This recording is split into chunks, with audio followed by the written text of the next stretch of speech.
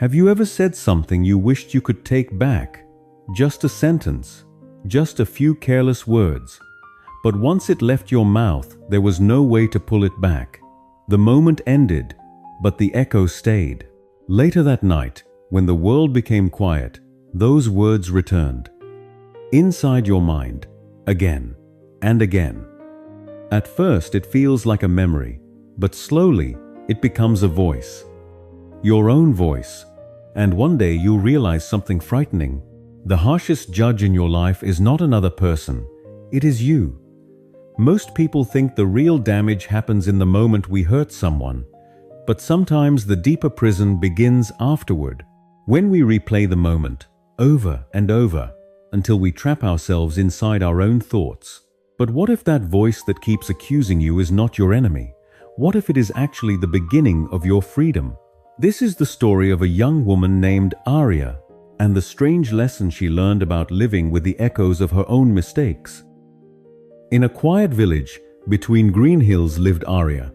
Her life was simple. She grew vegetables, she baked bread, and many evenings she shared tea with an elderly neighbor named Evelyn. Evelyn lived alone. Her daughter had moved far away many years earlier. Sometimes she spoke about her, how much she missed her, how quiet the house felt, how long the nights became without her laughter. One evening, as golden sunset light spread across the grass, Evelyn spoke again. Her voice trembled. Loneliness filled the air. But Aria was tired. Her own thoughts were tangled with worries. And without thinking, she spoke sharply. Maybe your daughter would visit more often if you stopped complaining about her leaving. The words fell between them, heavy, cold, like a stone dropped into still water. Evelyn's face changed. She stood slowly, said nothing, and walked away, leaving Aria alone with the silence. At first, Aria told herself she had only spoken honestly, but that night, sleep never came. The sentence replayed in her mind, again and again. Each time, it sounded crueler. The next morning, she walked to Evelyn's door. She wanted to apologize, but the door stayed closed. One day passed, then another, then weeks. The silence grew louder than any argument. Soon, another voice appeared inside Aria's mind. You hurt her. You are cruel. You don't deserve forgiveness. The voice followed her everywhere. While she worked, while she walked, even while she tried to sleep. Her garden slowly faded. Flowers wilted. The soil dried. And Aria began living like a shadow, a prisoner inside her own thoughts. One afternoon, a traveling merchant stopped near her gate. He studied Aria quietly. Then he said, "You look like someone who cannot escape a voice." Aria frowned. "I don't need anything." The merchant smiled gently. Everyone needs silence when their thoughts won't stop. From his bag, he removed a small clay jar. "This is an echo jar," he said. "Speak your regrets inside. Seal the lid, and the voices will stay trapped forever." Aria stared at the jar. Peace. Just one night without the voice. That was all she wanted.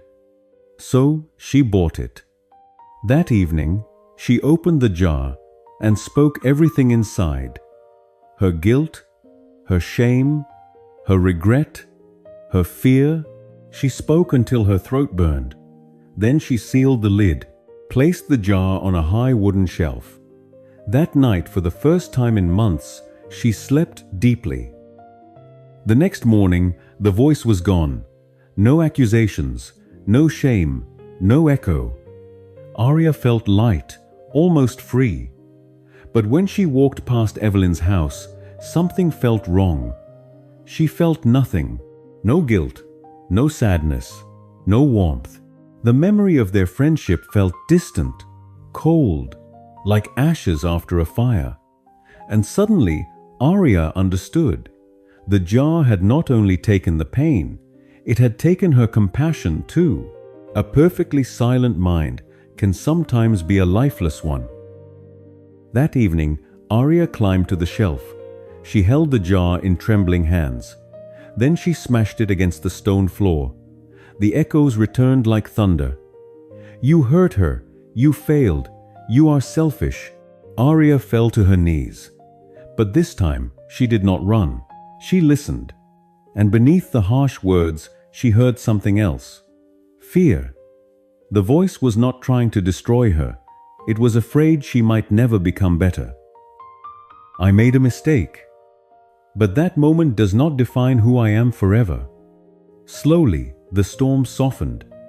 Not because the voice vanished, but because she stopped fighting it.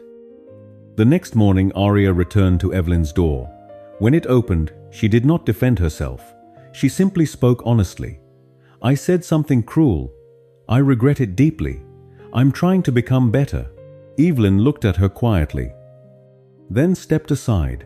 "I was hurt," she said softly, "but I missed my friend." And they sat again beneath the same tree. Here is the truth this story leaves behind. You cannot erase mistakes, but you can change your relationship with them. The voice inside you is not always your enemy. Sometimes it is the part of you that still cares about becoming better. Every human being carries echoes. Some are loud, some are quiet, but they all come from the same place. A heart that wanted to do better, but sometimes failed. Growth does not happen when we pretend we are perfect. It happens when we face our mistakes, learn from them, and continue walking forward. You are not the worst moment of your life. You are the person who learns, who grows, who dares to try again. And if this story found a place in your heart, share it with someone who may still be trapped inside their own echo.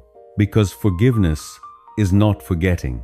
It is allowing yourself to move forward with compassion.